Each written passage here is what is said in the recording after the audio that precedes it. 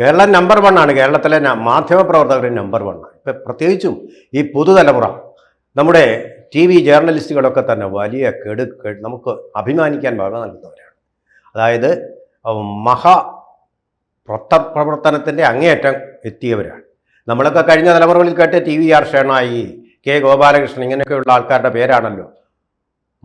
K Madhavankutty, ഇങ്ങനെയൊക്കെ. അതിനേക്കാളിലൊക്കെ കോടി കൊട്ടിയ പത്രപ്രവർത്തകർ ഇപ്പോൾ പുതുതലമുറയിലുണ്ട്, TV ജേർണലിസ്റ്റുകളായിട്ട് വന്നിട്ടുണ്ട്. എന്ന് പറഞ്ഞാൽ ഇവർക്ക് മാധ്യമപ്രവർത്തകരുടെ ചോദ്യം മാത്രമല്ല ഉള്ളത്, ചോദ്യം ചെയ്യുക മാത്രമല്ല ഡ്യൂട്ടി ആയിട്ടുള്ളത്, ഭേദ്യം ചെയ്യുക എന്നുള്ളതും കൂടെയാണ്. മൈക്കാണ് ഇവരുടെ ഭേദ്യം ചെയ്യാനുള്ള ഉപകരണം. പണ്ട് നമ്മുടെ ജയറാം പടിക്കലും മറ്റും പിന്നെ നമ്മുടെ ഉലക്കയാണ് ഉരുട്ടാൻ, രാജനെ ഉരുട്ടി കൊല്ലാൻ വേണ്ടിയിട്ട് ഉപയോഗിച്ചത്. ഉരുട്ടി കൊന്ന ശേഷം പുഴയിലേക്ക് വലിച്ചെറിയായിരുന്നു. അതാണ് തെളിവിൻ്റെ അവശിഷ്ടം പോലും ഈശ്വരവാര്യർക്ക്, TV ഈശ്വരവാര്യർക്ക് കിട്ടാതെ.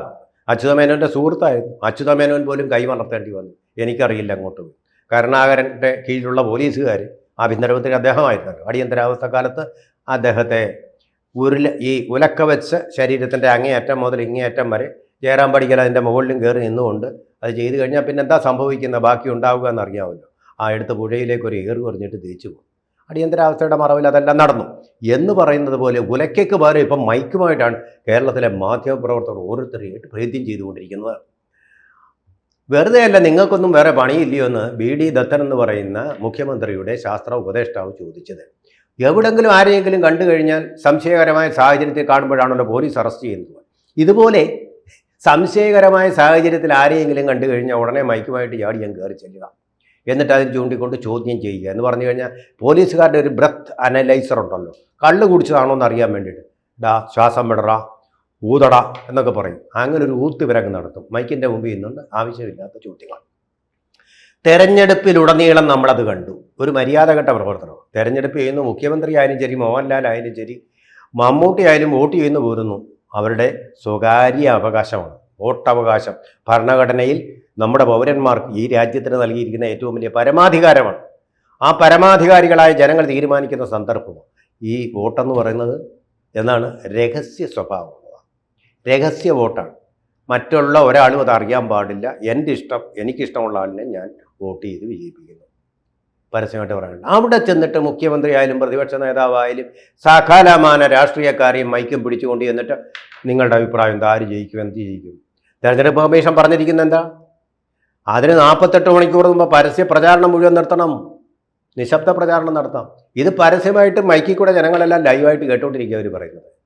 എന്നിട്ട് എന്തേ ധർമ്മടത്ത് പോളിംഗ് ബൂത്തിൽ ചെന്നിട്ട് മൈക്കും കൊണ്ട് പിടിച്ചെന്ന് മുഖ്യമന്ത്രി 1/2 മണിക്കൂർ നേരമാണ് അവിടെ പ്രസംഗം നടത്തിയത്, രാഷ്ട്രീയ പ്രചാരണ പ്രസംഗം തന്നെ നടത്തിയത്. അപ്പം ഈ ജനാധിപത്യം, തെരഞ്ഞെടുപ്പിൻ്റെ നിയമങ്ങൾ ഇതൊക്കെ വെള്ളത്തിൽ ഒലിച്ചു പോവുകയല്ലേ ചെയ്യുന്നത്. അവിടെ കാലിനടിയിലെ മണ്ണ്, നമ്മുടെ ജനാധിപത്യത്തിൻ്റെ ശക്തമായിട്ടുള്ള മണ്ണ്, ഈടുവയ്പ് ഇല്ലാതായിത്തീരുകയല്ലേ ചെയ്യുന്നത്.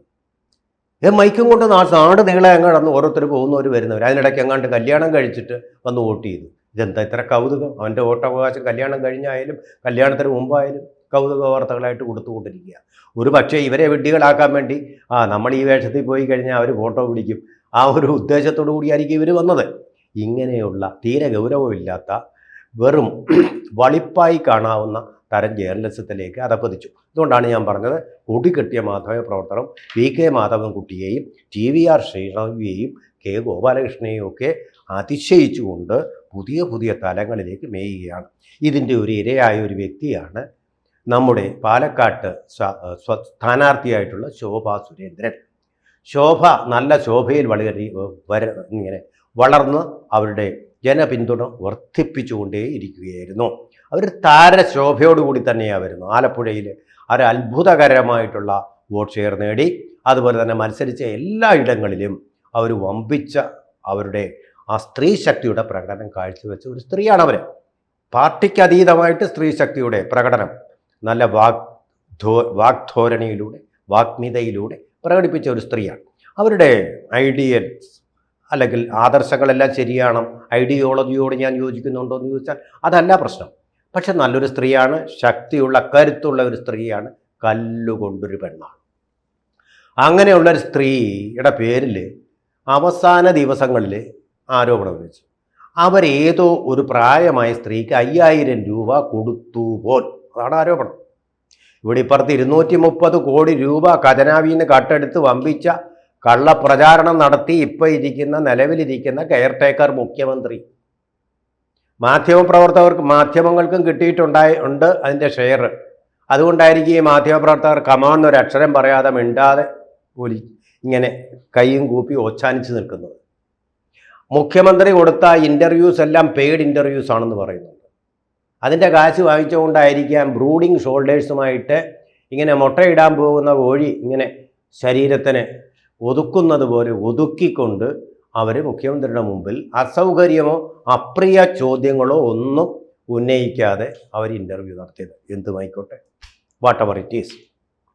പക്ഷേ ശോഭാ സുരേന്ദ്രൻ എന്ന് പറയുന്നൊരു മന്ത്രിയല്ലല്ലോ, മുഖ്യമന്ത്രി പോയിട്ടൊരു മന്ത്രി പോലും അല്ലല്ലോ, ഔദ്യോഗിക പദവികളൊന്നുമില്ലല്ലോ.